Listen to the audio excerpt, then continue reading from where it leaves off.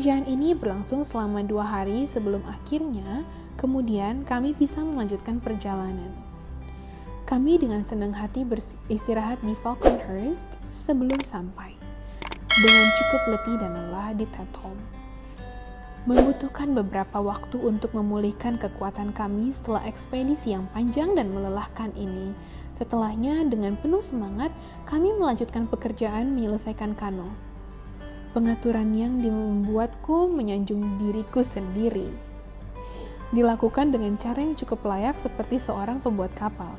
Tiang kapal, layar, dan dayung dibuat, tapi sentuhan terakhirku, meskipun sangat berharga dan memutuskannya sebagai ide orisinal yang besar, tidak diragukan lagi. Hanya dapat menimbulkan semangat untuk menjadi bahan ejekan dan hinaan oleh seorang angkatan laut. Rencanaku seperti ini.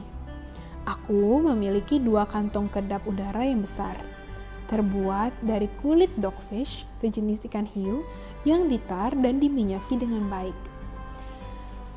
Menggembung dan dengan cepat terpasang di setiap sisi kapal, tepat di atas permukaan air.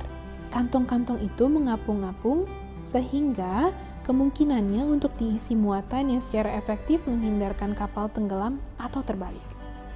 Mungkin sebaiknya aku mulai membiasakan diri dengan tempat ini.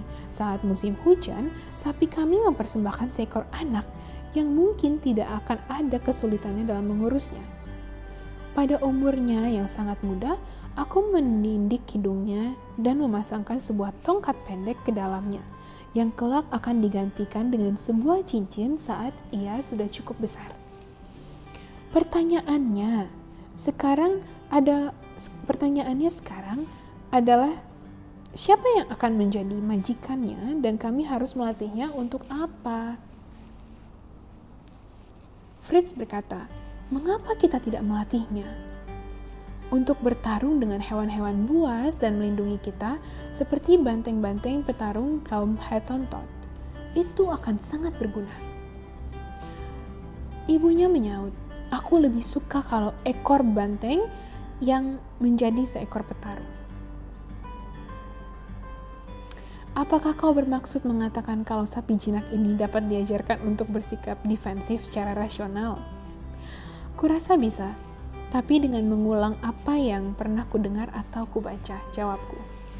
Sehubungan dengan ras Hottentot yang berhabitat di bagian selatan Afrika, di antara segala jenis hewan liar dan ganas.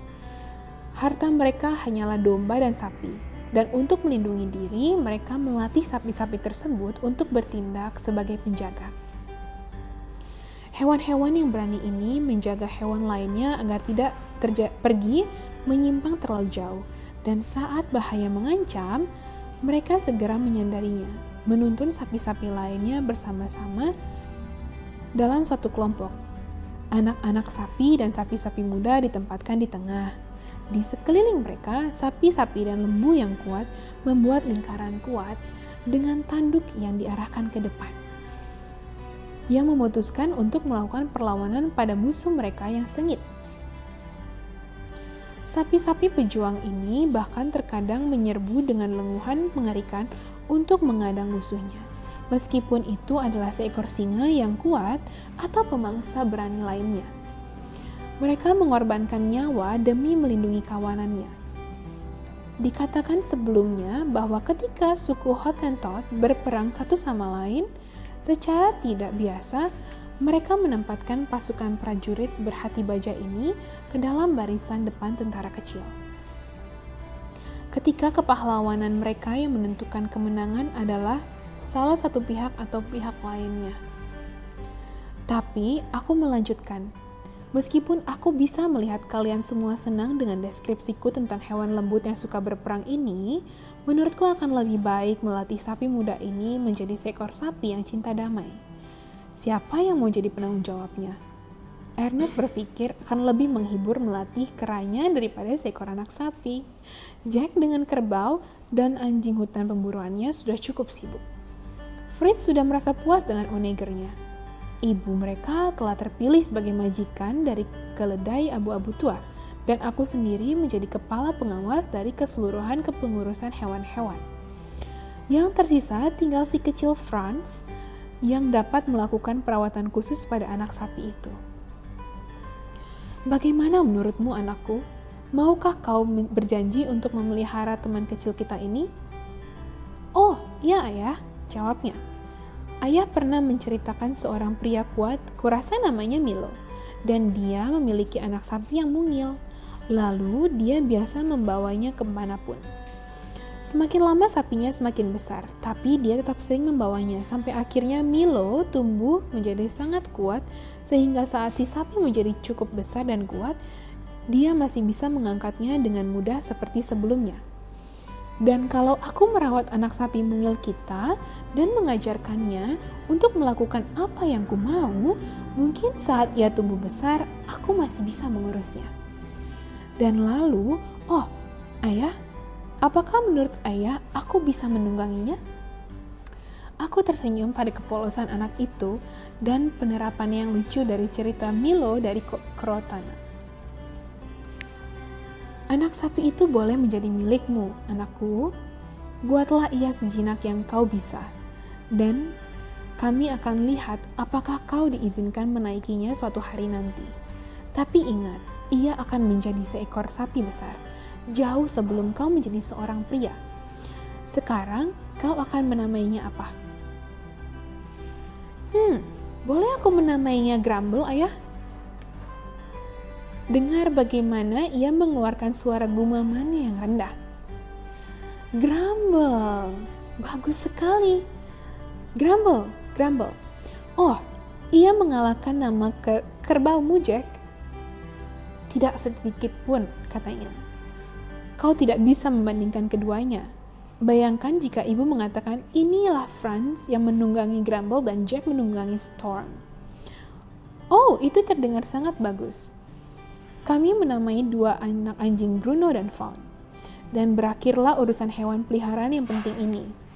Selama 2 bulan, kami bekerja terus-menerus di Gua Garam untuk menyelesaikan pengaturan dinding-dinding penyekat yang diperlukan sehingga kami dapat membuat kamar-kamar dan kandang-kandang yang nyaman untuk para hewan selama musim hujan panjang berikutnya. Selama musim itu, ketika pekerjaan akan terhenti, kami bisa melanjutkan detail-detail kecil untuk perkembangan rumah kami. Pertama, kami meratakan lantai dengan tanah liat. Lalu melapisinya dengan kerikil yang dicampur dengan gipsum leleh di atasnya dan menghasilkan permukaan keras yang halus. Yang memang hasilnya sangat baik di hampir seluruh flat.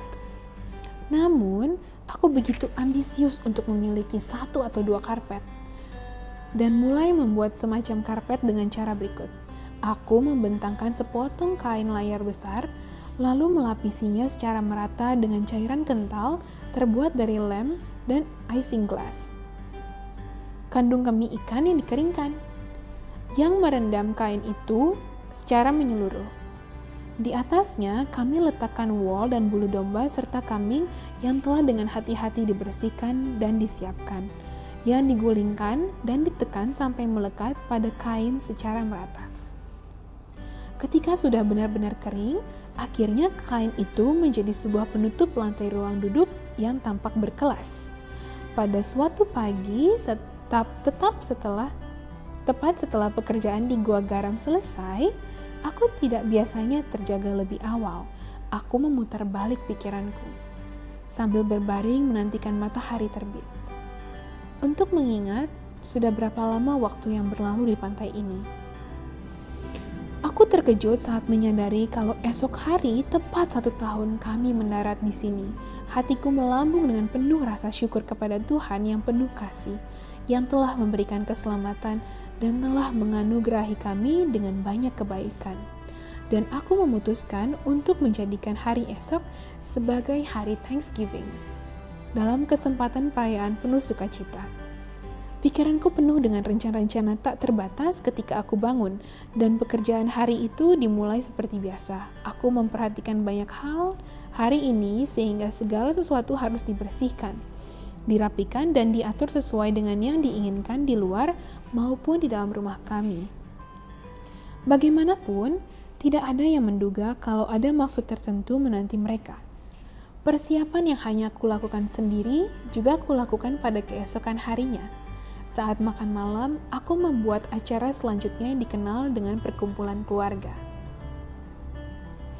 Orang-orang baik, apakah kalian tahu kalau besok merupakan hari yang sangat besar dan sangat penting? Kita harus tetap menghormati belas kasih keselamatan kita ke darat. Dan kita menyebutnya Thanksgiving Day. Semua orang terkejut mendengar kalau kami sudah hampir 12 bulan berada di negeri ini. Sungguh, istriku yakin kalau aku mungkin saja salah, sampai aku menunjukkan kepadanya bagaimana aku telah menghitung sejak teratur sejak 31 Januari. Pada hari kapal kami karam, dengan menandai tiap hari Minggu dalam alamanakku. Hingga kini sudah mencapai 11 bulan pada tahun itu. Sejak saat itu, aku menambahkannya, aku telah menghitung 31 hari. Hari ini adalah tanggal 1 Februari, kita mendarat pada 2 Februari. Oleh karena itu, besok adalah hari peringatan penyelamatan kita. Karena penjual bukuku tidak mengirimkanku almanak tahun ini, kita harus melanjutkan perhitungan sendiri. Oh, itu akan menjadi suatu kegiatan yang menyenangkan untuk kita, kata Ernest. Kita harus memiliki sebuah tongkat panjang seperti Robinson Crusoe, membuat torehan di atasnya setiap pagi, dan menghitungnya sekali untuk melihat bagaimana minggu dan bulan serta tahun berlalu. Semua itu bagus sekali jika kau tahu pasti berapa jumlah hari dalam tiap bulannya dan tahunnya. Bagaimana menurutmu, Ernest? Satu tahun itu berisi 365 hari, 5 jam, 48 menit, dan 45 detik. Balasnya dengan tepat. Sempurna, kataku tersenyum. Tapi kalau kau akan kesulitan dengan jam, menit, dan detik itu dalam setahun atau 2 tahun, kan? Sama sekali tidak. Setiap 4 tahun, aku akan menambahkan semuanya. Tambahkan 1 hari, tetapkan pada Februari, dan kita sebut itu tahun kabisat. Bagus sekali, Profesor Ernest. Kita harus memilihmu untuk menjadi astronom kerajaan kita ini, dan membiarkanmu yang mengawasi dan mengatur semuanya yang berhubungan dengan selang waktu termasuk jam dan arloji. Sebelum mereka berangkat tidur, aku bisa mendengar anak-anakku saling berbisik tentang kiasan misterius ayah.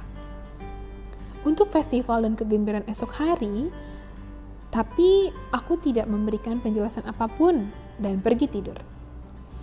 Sedikit menebak kalau para berandalan kecil itu telah menetapkan serangan balik yang jauh lebih mengejutkan dari rencana sederhanaku untuk menghibur mereka.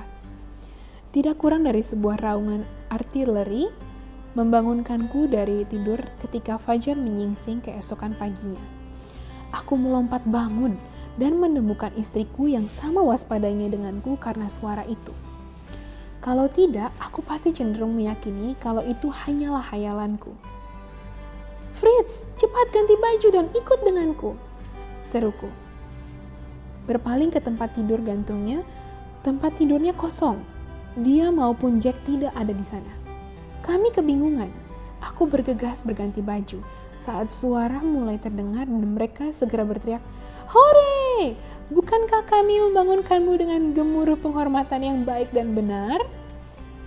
Tetapi setelah melihat tatapan waspada kami yang serius, Fritz bergegas minta maaf atas cara ceroboh yang telah mereka lakukan untuk memberikan penghormatan pada hari Thanksgiving. Tanpa mempertimbangkan kalau tembakan kanon tak terduga akan membangunkan kami secara tidak menyenangkan dari tidur kami. Kami sudah siap memaafkan si pembuat onar dengan pertimbangan niat baik mereka yang dengan cepat mereka lakukan dengan puas karena hari ini paling tidak sudah diresmikan. Kami membuat beranjak sarapan dengan tenang. Setelah itu, kami duduk bersama dalam waktu yang lama, menikmati pagi yang indah dan tenang, dan membicarakan semua hal yang terjadi pada hari-hari tak terlupakan dari badai setahun lalu. Aku ingin kejadian-kejadian mengerikan waktu itu hidup dalam kenangan anak-anakku, dengan perasaan mendalam akan rasa syukur atas keselamatan kami. Oleh karena itu, aku membacanya keras-keras beberapa bagian dari buku harianku serta ayat-ayat indah dari Mazmur, mengekspresikan pujian dengan gembira dan rasa syukur sehingga bahkan yang termuda dari kami dapat terkesan dan mengikuti upacara mengenang penyelamatan diri kami dari kematian yang mengerikan, dan juga memimpin untuk memberkati dan memuji nama Tuhan Sang Penyelamat kami. Makan siang segera dihidangkan setelah misa yang menggembirakan ini, dan aku kemudian mengumumkan acara siang hari. Pertunjukan besar olahraga atletik. Dengan aku dan istriku akan menjadi penonton dan juri. Ayah, itu ide yang bagus sekali. Oh, menyenangkan sekali. Apa kita akan balap lari? Dan hadiah? Apakah akan ada hadiah, Ayah? Juri memberikan hadiah untuk kompetisi dalam segala jenis olahraga jantan, jawabku. Menembak, lari, menunggang, melompat, memanjat, berenang, kalian akan mempertunjukkan keterampilan kalian dalam waktu bersamaan. Sekarang, ayo lakukan. Trompet, suara untuk pembukaan daftar. Mereka mengucapkan kata-kata terakhir dengan nyaring dan melambai-lambaikan tanganku dengan liar ke arah tempat teduh. Tempat bebek-bebek dan angsa sedang beristirahat dengan tenang, memberikan reaksi yang lucu saat aku mendekat. Kemudian, mereka semua mulai ketakutan, meracau dan berkokok keras. Yang menjadi hiburan besar untuk anak-anak yang mulai sibuk melakukan persiapan kontes dengan penuh semangat dan memohon untuk mengetahui dengan apa mereka akan memulai. Pertama, kita akan adakan kompetisi menembak, dan sisanya saat cuaca panas berkurang. Ini target yang sudah aku siapkan untuk kalian, kataku. Mengeluarkan sebuah papan yang bentuknya kurang lebih seperti kanguru dan semuanya satu ukuran. Mereka mengaguminya, tetapi Jack tidak cukup puas sampai aku menambahkan telinga dan sebuah tali kulit panjang untuk ekornya. Kemudian, target itu dipasang dengan sikap yang paling khas dari makhluk itu. Dan jarak yang menembak sudah diukur. Ketiga peserta harus menembak sebanyak 2 kali. Fritz mengenai kepala kanguru di setiap tembakannya. Ernest mengenai badannya 1 kali, dan Jack dengan kesempatan mujurnya menembak kedua telinganya terlepas dari kepala yang menimbulkan derai tawa. Percobaan kedua dengan pistol pun dilakukan. Lagi, Fritz keluar sebagai pemenang. Kemudian, karena menginginkan para peserta mengisi pistol dengan peluru kecil, aku melemparkan sebuah papan kecil setinggi mungkin di udara. Masing-masing dari mereka bergantian membidik dan berusaha mengenainya sebelum papan itu menyentuh tanah. Dalam kompetisi ketiga ini, aku dikejutkan oleh Ernest yang tenang dan cukup berhasil, sama seperti kakaknya Fritz yang lebih tergesa-gesa. Sedangkan Jack, papan terbangnya lolos dengan benar-benar tidak terluka. Setelah itu, lomba memanah. Yang ingin kutekankan pada mereka untuk meramalkan bahwa ada suatu ketika amunisi bisa saja habis. Dalam pelatihan ini, aku melihat dengan senang kalau anak-anakku yang lebih tua sangat terampil, bahkan si kecil Franz melakukannya dengan baik. Setelah beristirahat, aku memulai perlombaan lari. Fritz, Ernest, dan Jack akan lari ke Falconhurst dengan jalur yang paling lurus. Sebagai bukti keberhasilannya, yang pertama menyentuh pohon akan membawakanku pisau lipat yang tidak sengaja kutinggalkan di atas meja di dalam ruang tidurku. Saat sinyal diberikan, mereka melesat pergi dalam gaya pembalap yang baik. Fritz dan Jack mengerahkan seluruh tenaga mereka, langsung memimpin. Mereka lari mendahului Ernest yang memulai dengan kecepatan tetap yang baik. Aku prediksikan dia akan lebih mampu bertahan dibandingkan dengan kecepatan tinggi saudara-saudaranya.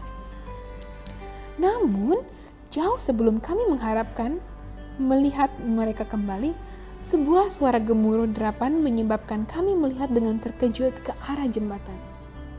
Jack muncul bergemuruh di atas gerbangnya dengan onager dan keledai yang berlari cepat tanpa penunggang.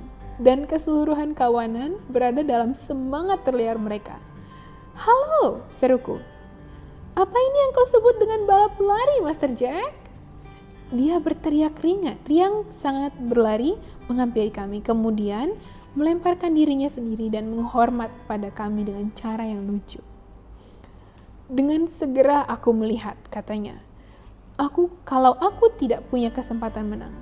Jadi dengan menyangkal semua ide tentang hadiah, aku menangkap Storm dan membuatnya berlari pulang denganku untuk datang tepat waktu melihat yang lainnya datang dengan terengah-engah. Lightfoot dan Grizzly memilih untuk bergabung denganku. Aku tidak pernah mengajak mereka. Segera anak-anak lainnya sampai. Ernest menggenggam pisau sebagai bukti kalau dialah pemenangnya. Setelah mendengar semua fakta tentang lari, dan kalau dia sampai di Falconhurst 2 menit sebelum Fritz, perlombaan kami lanjutkan dengan menguji kekuatan memanjat para atlet muda itu. Dalam olahraga ini, Jack melakukannya dengan brilian. Dengan kelincahan luar biasa, ia menaiki pohon palem tertinggi yang batangnya bisa dia gapai. Dan saat dia memakai sepatu boot kulit hiunya yang memungkinkannya menggenggam lebih kuat pohon-pohon yang lebih besar, dia meloncat seperti seekor tupai atau kera, mengintip dan menyeringai kepada kami.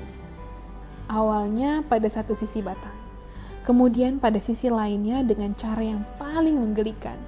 Fritz dan Ernest memanjat dengan baik, tetapi tidak bisa mendekati keanggunan dan keterampilan adik mereka yang aktif dan penuh semangat. Selanjutnya adalah uji kemampuan untuk menunggang. Prestasi-prestasi luar biasa pun dipertontonkan. Fritz dan Jack membuktikan dirinya sangat seimbang dalam kepemimpinan mereka atas tunggangan yang berbeda-beda. Kupikir pertunjukan menunggang sudah selesai saat si kecil Franz muncul dari kandang dalam gua, memimpin Grumble muda si anak sapi dengan sadel yang rapi dan kulit kanguru dan tali kekang yang melewati cincin hidungnya. Anak itu memberikan hormat kepada kami dengan sedikit kepercayaan diri yang baik dan berseru, "Sekarang pelajari baik-baik para juri, bersiaplah untuk melihat sesuatu yang cukup baru dan hebat." Sang pejinak sapi yang hebat, Milo dari Crotona, ingin memberikan penghormatan dengan melakukan pertunjukan di depan kalian. Kemudian ia mengambil cemeti dan menggenggam ujung tali panjang yang dibuatnya membuat hewan itu dalam suatu kata komando, berjalan, berderap, dan berlari mengelilingnya. Kemudian Franz menaikinya dan menunjukkan langkah Grumble yang sedikit canggung. Olahraga ini diakhiri dengan balap renang. Para peserta merasa begitu segar saat terjun ke dalam air garam setelah pengerahan tenaga mereka. Fritz menunjukkan bahwa dirinya yang terbaik dalam keterampilan ini terlihat sangat nyaman, tanpa ada gerakan yang terpaksa maupun sia-sia. Ernest terlalu banyak cemas dan kikuk, sementara Jack terlalu bersemangat dan tergesa-gesa, dan segera jadi kepayahan. Franz memberikan tanda-tanda keterampilan pada masa depan. Hari sudah semakin malam, kami pun kembali ke rumah. Istriku telah mendahului kami untuk mengatur upacara pemberian hadiah. Kami menemukannya sedang duduk di bangku besar dengan hadiah-hadiah yang dipajang di sebelahnya. Anak-anak berbaris, berpura-pura memainkan berbagai instrumen dalam sebuah band imitasi, lalu bersama-sama membungkuk hormat berdiri di depan ibunya, seperti para pemenang di dalam turnamen kuno, menunggu hadiah atas kegagahan dari Ratu Kecantikan yang menganugerahkan beberapa kata pujian dan penyemangat. Fritz dengan penuh kegembiraan menerima hadiah untuk menembak dan renang, sebuah senapan berlaras 2 yang hebat, dan pisau berburu yang indah.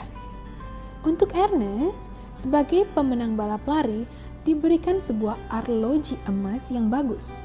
Untuk pemanjat dan menunggang, Jack mendapatkan sepasang tali berlapis perak dan sebuah cambuk untuk berkuda. Kedua hadiah tersebut membuatnya senang luar biasa. Franz menerima sepasang sanggurdi dan cambuk untuk berkuda yang terbuat dari kulit badak yang kami pikir akan berguna untuk melatih karakter sapinya. Ketika upacara seharusnya sudah selesai, aku maju dengan sungguh-sungguh mempersembahkan kepada istriku sebuah kotak kerja yang cantik, diisi dengan semua kebutuhan yang bisa dibayangkan untuk meja kerja seorang wanita. Yang ia terima dengan terkaget-kaget dan kegembiraan yang sama. Seluruh hiburan ini telah memberi anak-anak semacam kegembiraan yang sangat berkesan. Semangat mereka bangkit mencapai puncaknya. Tidak ada lagi yang lebih sesuai untuk mereka selain penyambutan artileri lainnya untuk menutup dengan martabat yang cocok dan kehormatan yang besar pada hari itu. Mereka berisik sekali, sampai akhirnya pergi untuk menghamburkan beberapa mesiu.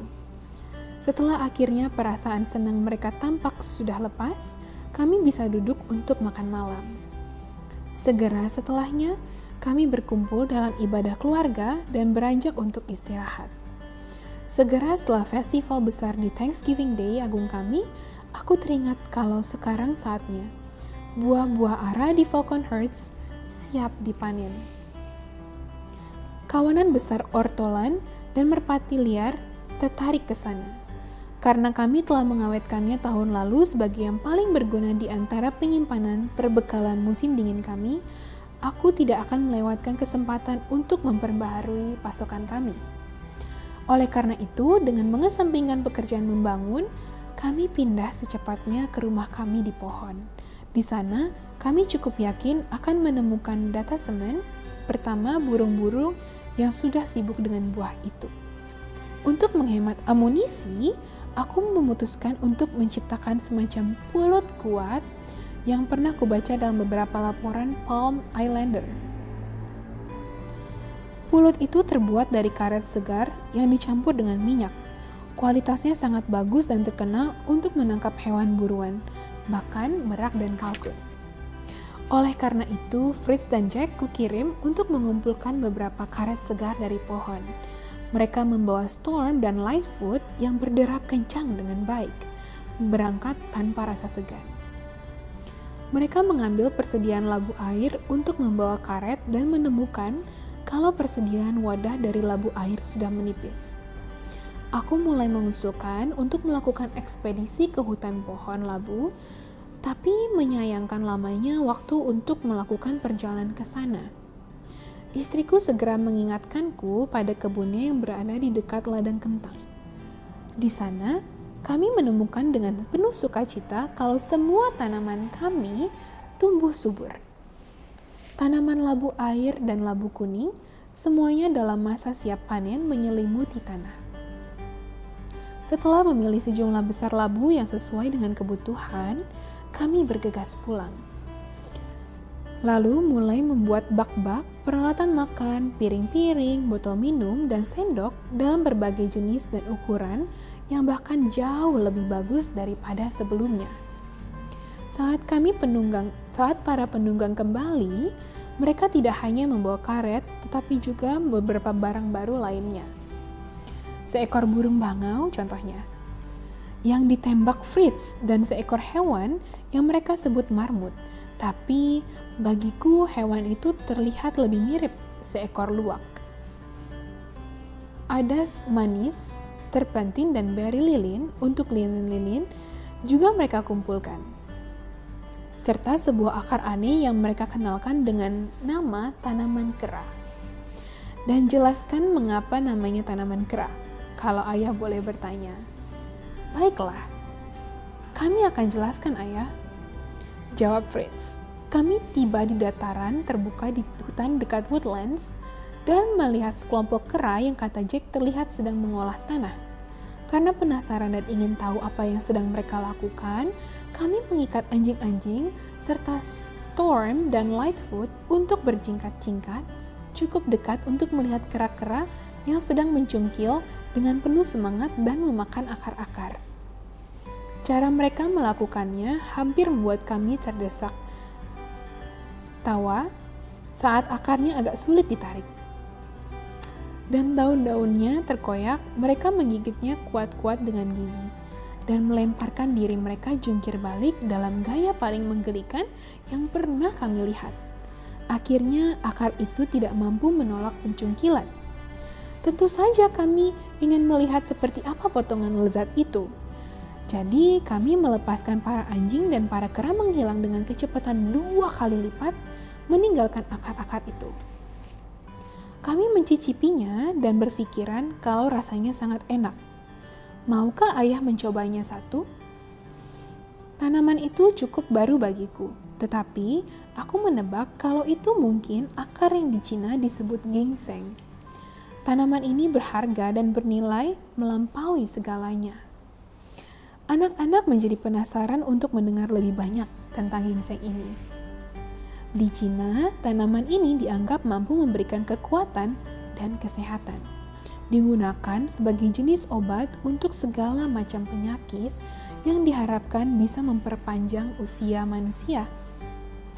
Kaisar sendiri memiliki hak untuk memberikan izin pengumpulannya, dan para penjaga ditempatkan di sekitar tanah tempat mereka tumbuh. Ginseng dapat ditemukan di Tartary dan baru-baru ini telah ditemukan di Kanada. Ginseng diolah di Pennsylvania karena orang-orang Amerika memperkenalkannya diam-diam ke Cina sebagai barang selundupan. Fritz lalu melanjutkan, setelah itu kami pergi ke Woodlands. Mengerikan sekali betapa kacau balaunya tempat itu. Segalanya hancur dan terkoyak dan tertutupi lumpur dan tanah. Para unggas tampak ketakutan. Domba dan kambing-kambing terpencar-pencar. Isi semua ruangan terlempar keluar seolah-olah angin puyuh telah menyapu rumah. Apa? Seruku. Sementara istriku tampak ngeri dengan berita itu, membayangkan dalam imajinasinya gerombolan orang-orang pedalaman itu akan segera datang dan menghancurkan Falconhurst dan Tenton, sama seperti yang terjadi pada Woodlands. Bagaimana itu bisa terjadi? Apakah kau menemukan siapa pembuat kerusakan itu? Oh, kata Jack. Mudah sekali untuk mengetahui bahwa para kera mengerikan itulah yang telah melakukan semuanya. Pertama-tama, mereka pasti telah memasuki halaman dan kandang. Lalu memburu unggas dan makhluk lainnya. Kemudian, aku berani bertaruh. Para berandalan cilik itu menaruh seekor kera di dalam beberapa lubang kecil dan menyuruhnya membuka daun jendela. Ayah tahu jari-jari tangkas seperti apa yang mereka punya. Kemudian tentu saja seluruh pasukan kelompok itu memasuki pondok yang rapi dan bagus. Lalu bersenang-senang dengan setiap barang yang bisa mereka jangkau dengan tangan. Sampai mungkin mereka semua kelaparan dan memalingkan pikiran mereka kepada ginseng. Seperti yang ayah sebutkan di hutan sebelah sana, kami menemukan mereka sedang sibuk menyegarkan diri penjahat yang nakal. Sekali lagi, selagi kami memandang seluruh kerusakan dengan bingung, Fritz melanjutkan cerita. Kami mendengar sebuah suara rayap yang mengepak tergesa dengan suara jeritan yang aneh saat burung-burung dalam jumlah besar lewat di atas kami. Saat mendongak, kami melihat mereka terbang dengan cepat dalam kawanan berbentuk baji dalam ketinggian hebat di udara. Mereka mulai turun secara bertahap ke arah danau dan terpisah ke dalam sejumlah kecil detasemen yang diikuti dalam barisan panjang lurus. Dan dengan kecepatan yang lebih rendah, para pemimpin bergerak dan tampak sedang memeriksa daerah sekitar. Sekarang kami bisa lihat betapa besarnya burung itu seharusnya, tetapi tidak berani memperlihatkan diri kami untuk mengikuti mereka karena mereka sangat waspada. Segera dengan serempak, mereka mempercepat gerakan seperti sebuah band yang mulai memainkan pertunjukan cepat setelah pertunjukan lambat. Dan dengan cepat, turun ke tanah dalam berbagai cara penuh semangat sehingga cukup dekat bagi kami untuk melihat kalau mereka pasti burung bangau. Beberapa turun bersamaan, sementara yang lain mondar-mandir dengan riang di atas mereka. Banyak yang meluncur ke tanah dan hanya menyentuhnya saja. Kemudian melambung lagi ke atas dan penerbangan yang kuat tapi agak berat. Setelah berlompat dengan cara seperti itu selama beberapa saat, seluruh kawanan mendarat di atas ladang padi dan mulai menikmati padi-padi yang segar. Kupikir itulah saat kami untuk mengirimkan tembakan-tembakan pada burung-burung bangau itu dan mendekat dengan hati-hati, tetapi mereka terlalu cerdik untuk membiarkan diri mereka dikejutkan. Kami datang tiba-tiba tak terduga ke atas kawanan terluar atau para penjaga, yang langsung lompat ke udara mengeluarkan suara jeritan keras seperti trompet. Pada saat itu, keseluruhan kawanan terbang dan mengikuti mereka dengan tergesa-gesa seperti badai angin yang tiba-tiba.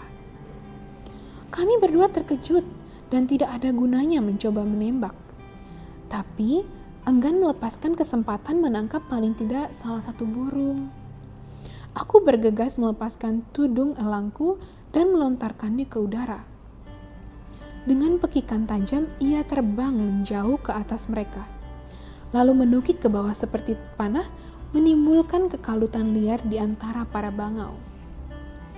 Bangau yang diserang si elang berusaha mempertahankan diri. Dengan sebuah perjuangan, mereka sama-sama jatuh ke tanah tidak jauh dari tempat kami berdiri. Kami bergegas menghampiri dengan rasa duka. Aku menemukan bangau cantik itu sudah mati. Si elang untungnya tidak terluka, mendapat hadiah merpati kecil dari dalam tas berburuku. Setelah itu, kami kembali ke Woodlands, mengambil beberapa terpentin dan sekantong padi dan berangkat pulang. Cerita Fritz yang menarik selesai tepat saat makan malam telah siap. Kami membuat percobaan pada akar-akar baru dan menemukan mereka begitu lezat, direbus maupun dibuat sup. Tanaman keranya bagaimanapun, jika ia terbukti sebagai ginseng dari bangsa Cina, akan diperlukan untuk digunakan secara hati-hati, menjadi aromatik dan penghangat alami. Kami memutuskan untuk mencangkok persediaan akar-akar itu ke kebun sayur kami.